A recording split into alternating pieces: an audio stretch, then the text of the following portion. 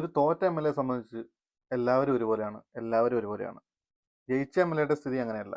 ജയിച്ച M L A സെക്രട്ടേറിയറ്റിലും തലസ്ഥാനത്തൊക്കെ ആയിട്ട് അലഞ്ഞു തിരിഞ്ഞ് നടക്കും. പക്ഷെ നാട്ടുകാരുടെ കാര്യം നോക്കാനും നാട്ടുകാർക്ക് വേണ്ടി കാര്യങ്ങൾ ചെയ്യാനും എപ്പോഴും ഒരു തോറ്റ എം എൽ എ മാത്രമേ ഉണ്ടാവുള്ളൂ എന്ന് നമ്മൾ ഓർക്കണം.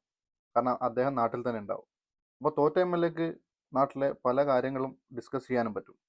പല കാര്യങ്ങളിലും ജനങ്ങളെ സഹായിക്കാനും പറ്റും. ജനസേവനം കൂടുതൽ ഊർജ്ജസ്വലതമായി നടത്താനും പറ്റും. അതാണ് തോറ്റ എം എൽ എയുടെ പ്രത്യേകതയും തോറ്റ എം എൽ എയുടെ കഴിവും പ്രാപ്തിയും. പോറ്റിയെ കേറ്റിയെ എന്ന് പറഞ്ഞിട്ടൊരു പാട്ട് ഇറങ്ങിയതായിട്ട് കുറേ നാളായി കേൾക്കുന്നു. അതിൻ്റെ രണ്ടാം ഭാഗം ഇറങ്ങിയെന്നാണ് കേട്ടത്. ഇത് കേട്ടിട്ടില്ല, കേൾക്കാൻ പറ്റിയിട്ടില്ല, കേൾക്കാൻ പറ്റുന്ന ഒരു സാഹചര്യം ഉണ്ടായിട്ടില്ല. സെർച്ച് ചെയ്ത് കേൾക്കാൻ പോയിട്ടുമില്ല. കാരണം ഇങ്ങനെയുള്ള പാട്ടുകൾ അങ്ങനെ കേൾക്കാറില്ല.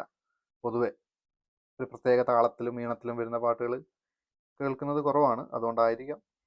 പക്ഷേ നല്ല അഭിപ്രായമാണ് ജനങ്ങളിൽ നിന്നാണ് കേൾക്കുന്നത്. അതുകൊണ്ടാണല്ലോ രണ്ടാം ഭാഗം ഇറങ്ങുന്നത്.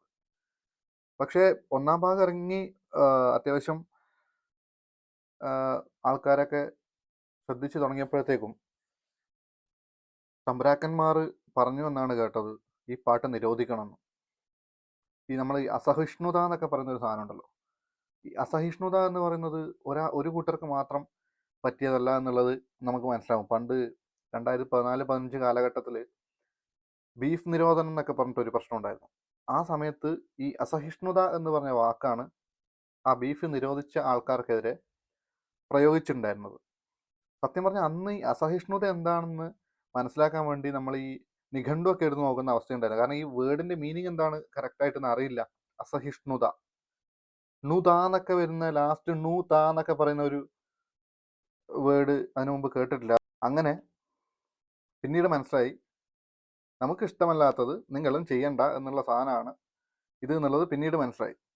അപ്പോൾ 2014-15 കാലഘട്ടം കഴിഞ്ഞു. ഇതിപ്പോൾ 2025 10 കൊല്ലത്തിന് ഇപ്പുറം അസഹിഷ്ണുത എന്ന് പറഞ്ഞ വാക്ക് ഉപയോഗിച്ച ആൾക്കാർ തന്നെ ആ വാക്കിൻ്റെ ആ മാറ്റിയിട്ട് സഹിഷ്ണുത എന്നാക്കി. അങ്ങനെയല്ലേ, അങ്ങനെന്തോ അങ്ങനെ ആക്കി എന്നുള്ളതാണ് കേൾക്കുന്നത്. അപ്പോൾ ഈ പാട്ട് കേൾക്കുന്നത് അലർജിയാണെന്നും പാട്ടിനോട് താല്പര്യമില്ല എന്നൊക്കെ പറഞ്ഞ് ഉള്ള കാര്യങ്ങൾ കുറച്ച് നാളായിട്ട് പ്രചരിക്കുന്നുണ്ട്. അതുകൊണ്ട് ഇന്ന് ആ പാട്ട് കേൾക്കാമെന്ന് വെച്ചു. ഇതുപോലുള്ള പാട്ടുകളാണ് നമ്മൾ കേൾക്കേണ്ടത്. നമ്മൾ എല്ലാ പാട്ടുകളും കേൾക്കണം, എല്ലാം എൻജോയ് ചെയ്യണം. ഇതാണ് ഒരു തോറ്റ എം എൽ എക്ക് പറയാനുള്ളത്. ഒരു തോറ്റ എം എൽ എയെ സംബന്ധിച്ച് എല്ലാം ഒരുപോലെ തന്നെയാണ്.